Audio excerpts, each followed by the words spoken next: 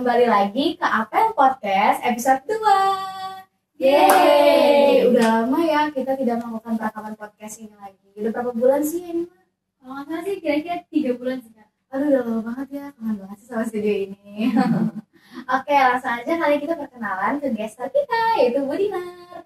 Hai Penaburians, perkenalkan saya Ibu Dinar sebagai guru BK yang mengajar di kelas 11 dan 12 di SMA BPK Penabur Bogor.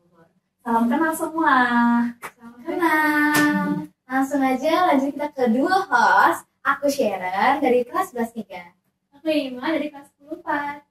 Kak, mau nanya dong, kita tema keduanya hari ini apa sih Kak?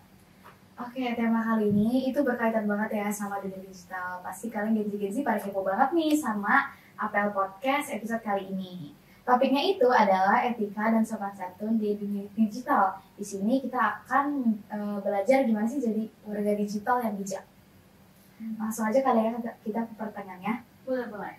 Oke, Bu, menurut Ibu, apa yang dimaksud dengan etika digital? Terus kenapa hal itu penting? Oke, kalau menurut Ibu, etika digital itu adalah seperangkat prinsip atau norma yang berlaku untuk seseorang ketika seseorang itu menggunakan teknologi. Nah, apa sih contoh teknologi itu seperti sosial media, internet, atau seperangkat digital lainnya? Mengapa itu dikatakan penting? Itu sangat penting karena di dalam dunia digital ini, kita harus menjaga privasi kita atau data kita. Kita juga harus menghormati orang lain, berkata sopan, dan tidak menyebarkan berita-berita palsu. Oke Ibu, langsung kita ke pertanyaan selanjutnya. Mengapa kita harus berhati-hati dalam berbagi informasi pribadi di platform digital? Dan apa aja sih konsekuensi dari penyalahgunaannya? Oke, kita harus berhati-hati karena ketika kita sudah memiliki akun atau sosial media itu, pasti kan di dalamnya kita memiliki data-data nih, seperti nomor telepon atau email. Nah, banyak orang di luar sana yang menyalahgunakan hal itu. Kadang menggunakan akun kita untuk melakukan penipuan terhadap orang lain. Nah, untuk konsekuensi ketika penyalahgunaan itu, yang pertama mungkin seperti Bu bilang tadi, pencurian data kita dicuri, atau mungkin mengatasnamakan akun kita. Nah, yang kedua itu melakukan penipuan. Nah, penipuan itu seperti nomor kita itu digunakan untuk peminjaman duit, beranggapan kita sebagai saudara gitu, sementara tidak gitu. Nah, terus yang ketiga itu, jadi kita di konsekuensinya itu kita bisa menjadi orang yang gimana ya? Kalau zaman sekarang itu kita tidak heran lagi yang namanya jangankan nomor HP atau IG lah kita bilang, atau apa sih sekarang Twitter, TikTok nih yang lagi marak. Kadang dari bank-bank tertentu aja bisa kan, yang kita kira itu memang bank yang sebenarnya gitu, yang official, ternyata tidak. Nah, jadi teman-teman, Ibu, saat ini kita kan tidak bisa jauh dari yang namanya sosial media. Kita harus berhati-hati menjaga data-data kita, itu supaya tidak disalahgunakan oleh orang yang tidak bertanggung jawab. Ngomong-ngomong tentang penipuan, komen-komen negatif, Ibu pernah nggak sih ngalamin hal tersebut? Terus cara Ibu nanggapinnya itu gimana sih Bu? Nah, kalau untuk komen-komen negatif, puji Tuhan Ibu belum pernah ngalamin gitu. Cuman kadang Ibu kan suka baca-baca nih komen-komen orang gitu. Kadang memang jahat-jahat banget ya komen-komen orang zaman sekarang gitu. Ya, pada akhirnya ketika Ibu baca ya Ibu hanya bisa, oh ternyata manusia zaman sekarang itu begini ya tipenya gitu, apalagi di dunia digital sekarang. Nah, kalau penipuan, Ibu juga pernah ngalamin penipuan yang beranggapan itu adalah saudara Ibu, tiba-tiba minjam duit, tiba-tiba kecelakaan, minjam duit gitu. Nah, cara Ibu mengatasinya apa? Ya Ibu harus verifikasi secara langsung dong. Kalau misalnya dia pinjam duit ke Ibu dari IG atau dari Facebook, Ibu akan verifikasi dari nomor telepon. Ini benar kamu nih yang minta duit nih gini, ternyata tidak gitu kan. Nah, itu cara yang pertama. Nah, yang kedua itu kita harus tetap tenang sih kalau menurut Ibu, jangan panik. Kadang kalau kita panik itu kita sudah tidak bisa berpikir jernih gitu kan. Jadi kita kayak panik sendiri, tiba-tiba langsung ambil keputusan yang membuat kita salah pada akhirnya gitu.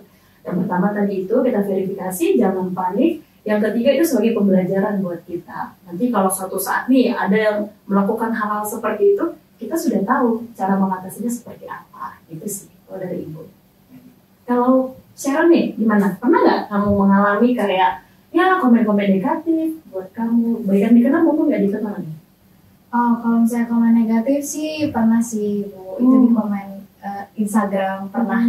Cuma saya ya udahlah, saya cuekin aja sih Bu. Saya nggak ada balas-balas lagi. Oke, itu caranya ya. Iya. Nggak apa-apa juga. Nah kalau yang ini mah? Ya paling di IG sih, tapi Iya. nggak yang saya jawab balik gitu sih Bu.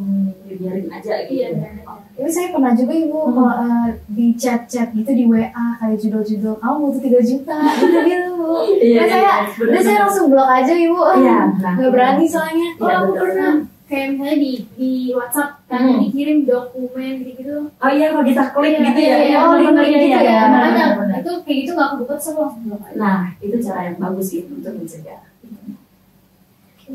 Terus bagaimana sih cara Ibu memakai media sosial dengan bijak?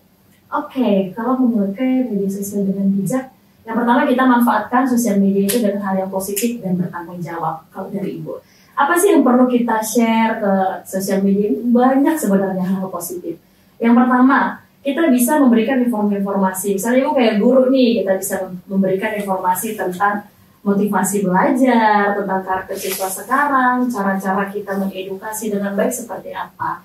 Terus yang kedua itu, kan kita ini zaman sekarang itu pasti punya ya IG lah, TikTok lah. Nah mungkin kalau Ibu itu biasanya yang Ibu share itu tentang pelayanan Ibu gitu. Kadang kalau kita mau share tentang kata-kata yang menguatkan, yang memotivasi, jangan kita nge-share hal-hal yang lain gitu ya. Maksudnya di luar dari jangkauan kita gitu.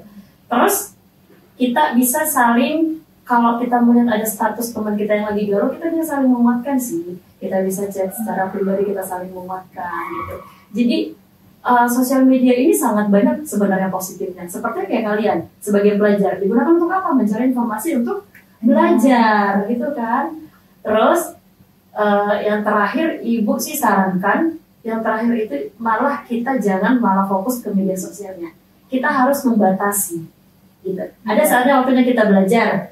Kalau di rumah ada saatnya kita untuk ngobrol bersama orang tua gitu. Jangan kita malah main HP mulu gitu sih. Jadi kita harus tahu, kita yang tahu diri kita. Jadi kita yang bisa mengatur diri kita. Jadi kita harus mengontrol diri, ya gunakan jarimu dengan baik aja. Itu sih.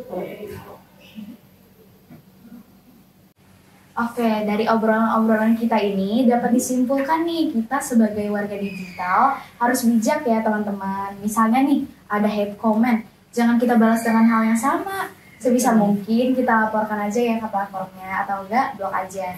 Terus kalau misalnya nemu nih ada yang WA kita mau pinjol, terus kalau nggak nipu, langsung aja teman-teman di blok aja, jangan ditanggapi, terus jangan kemakan omongannya gitu, seperti itu.